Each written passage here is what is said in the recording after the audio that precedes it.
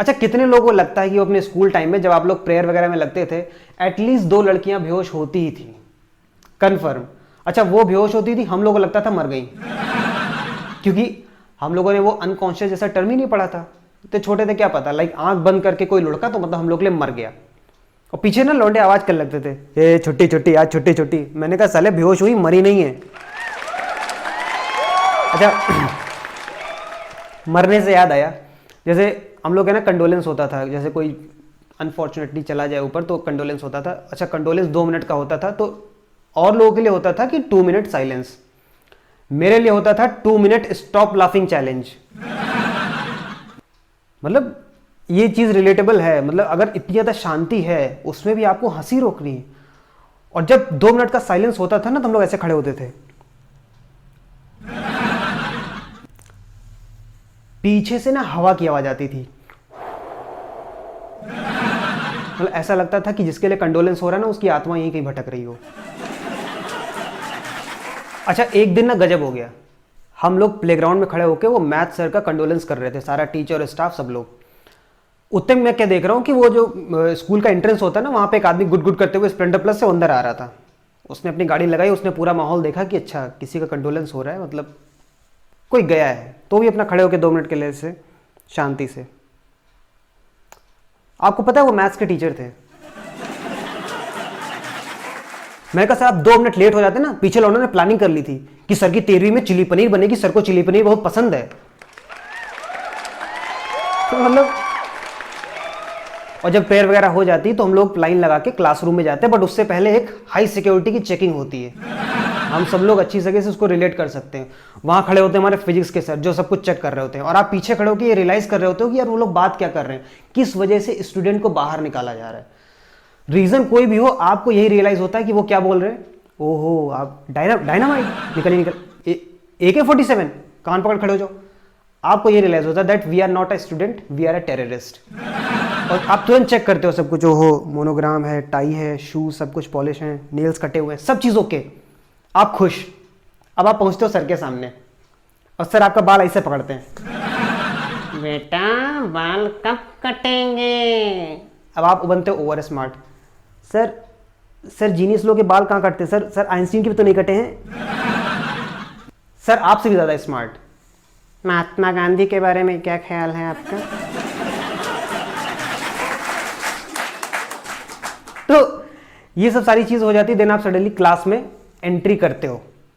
अब एंट्री करने के बाद जो माहौल बनता है क्लास का, 3 चीजें मैं आपको बताता हूं, 3 चीजें कंफर्म आपके साथ हुई हैं, आपने चीज देखी होंगी। सबसे पहला, आप टॉयलेट जाते हो और टॉयलेट के बहाने उधर से पानी पी के भी आते हो। दूसरा, आपकी लाइफ में कोई एक स्कूल टीचर आपको जरूर ऐसा मिला होगा जो 25 मिनट के पीरियड में 20 मिनट की मोटिवेशनल स्पीच देता होगा, 5 मिनट पढ़ाता है, और फिर बाद में वही टीचर गुर्राएगा आप पे, आपकी वजह से यार कोर्स नहीं कंप्लीट हो रहा, आपको पता है। मैंने कहा किसने कहा था मोटिवेशनल स्पीच दो आप, मैंने तो कहा था कि कोर्स कंप्लीट करो। उन 2 खराब बच्चों के चक्कर में आप पूरे बच्चों का भविष्य बर्बाद कर रहे हो। और जो तीसरा है ना, वो मेरा फेवरेट है। लाइक आपके सब्जेक्ट टीचर ने आपको कुछ होमवर्क दिया कि वो मैं सुनूंगा अगले दिन, और आप उसे याद करके नहीं आए, और आप बैठते हो लास्ट बेंच पे, और आप ये सोचते हो कि टीचर ना शुरू से शुरू करेगा और लास्ट तक आते आते घंटा बज जाएगा और पीरियड ओवर। एक बार मेरे साथ ये इंसिडेंट हो गया। मैं याद करके नहीं गया था होमवर्क जो सर ने दिया, तो मैं पीछे बैठ गया। अमूमन मैं दूसरी तीसरी सीट पे बैठता हूँ, बट उस दिन मैं पीछे बैठा था। सर आए खड़े हुए और वो अचानक से क्या अनाउंस करते हैं, आज हम पीछे से सुनेंगे। मैंने कहा सर देखिए, उस कुर्सी पर चाहे आप बैठे चाहे कोई और टीचर, नियम सेम रहेंगे। अच्छा, टीचर भी उधर से नहीं, कुर्सी बैठने वाला कभी भी नियम बदल सकता है। मैंने कहा सर तो गुंडा कर दिए कि ना, तो यही सही। अच्छा, कभी कभी दूसरी चीज हो जाती, लाइक आप पीछे बैठे हो, सर ने आगे से सुनना शुरू किया और आपकी सीट से जस्ट 2 सीट पहले बेल बज जाती है। आप बड़े खुश कि चलो चलो भैया आप सुनेंगे नहीं बच गए। सर आपको देख लेते हैं, हम पूरा सुन के जाएंगे, समझे। मैंने कहा सर ये क्या बदतमीजी है। नहीं तो बदतमीजी सही। दूसरे की पीरियड का 10 मिनट लेके मुझे पीट पाट के फिर गए सर। अच्छा, आप लोग एक बात ईमानदारी से बताना, मतलब आप क्लास में जब फर्स्ट टाइम मॉनिटर बने थे, वो प्रधानमंत्री बनने वाली फीलिंग आती है कि नहीं? सबको आती है। और कमाल की बात देखिए कि पोस्ट चाहे मॉनिटर की हो या प्रधानमंत्री की, और बनने के बाद पता चलता है कि जिम्मेदारियां बहुत थी। एक मेरा फ्रेंड ऐसे मॉनिटर बना क्लास में और मेरे को बड़ा एटीट्यूड दिखा रहा है, पता है मैं मॉनिटर हूँ मॉनिटर। मैंने कहा सुन मैं बताता हूँ तेरा काम क्या है। मैडम के निकलने के बाद तू ब्लैक बोर्ड साफ करता है, चौक खत्म हो जाती है तो स्टाफ रूम से चौक लेके आता है, और तो और मैडम का टिफिन और वो पानी की बोतल भी उठाता है। तो बेसिकली तू मॉनिटर नहीं है, तू क्लास का प्यून है। और लाइक मुझे समझ नहीं आता कि ये जो मॉनिटर वाला पोस्ट होती है ये एक पढ़े लिखे बच्चे के लिए क्यों होती है। लाइक उसके पास ऑलरेडी इतनी जिम्मेदारियां हैं, उसको 90% लाना है, उसको एटीट्यूड दिखाना है, उसके ऊपर से उसको मॉनिटर की पोस्ट।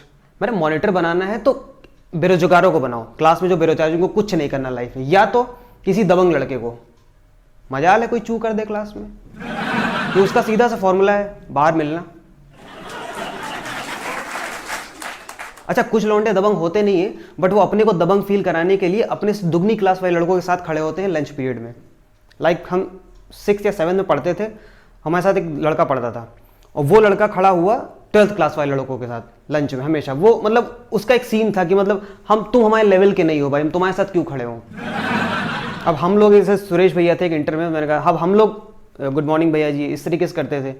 वो भाई साहब सीधा जगह, और सुरेश कल आए नहीं थे, कहाँ थे, फालतू का स्वैग दिखा रहे हो। और बाद में पता चला कि यार ये जो हायर क्लास के लड़के होते हैं हम जैसे लड़कों को रखते क्यों हैं। और बाद में सुरेश भैया कह रहे हैं ओए 2 समोसे लेके आओ जरा, वो भाग के जा रहा समोसे लेके आ रहा है। तब मेरे को पता चला। अच्छा क्लास में ना 2 तरीके के स्टूडेंट होते हैं, एक होते हैं स्मार्ट और एक होते हैं मेरे जैसे ओवर स्मार्ट।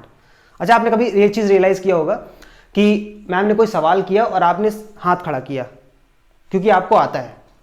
मैं हाथ इसलिए खड़ा करता था ताकि मैम मुझसे ना पूछें। ये अमूमन हर किसी ने किया है।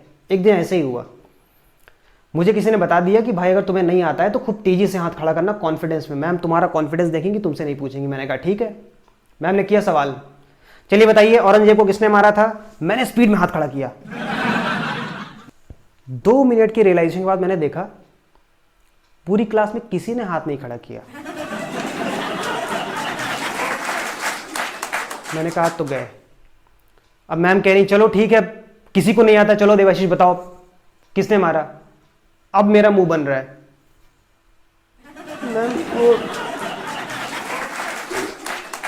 मारा तो था किसी ने, वो दाढ़ी थी बड़ी बड़ी मैम, देख नहीं पाया मैम।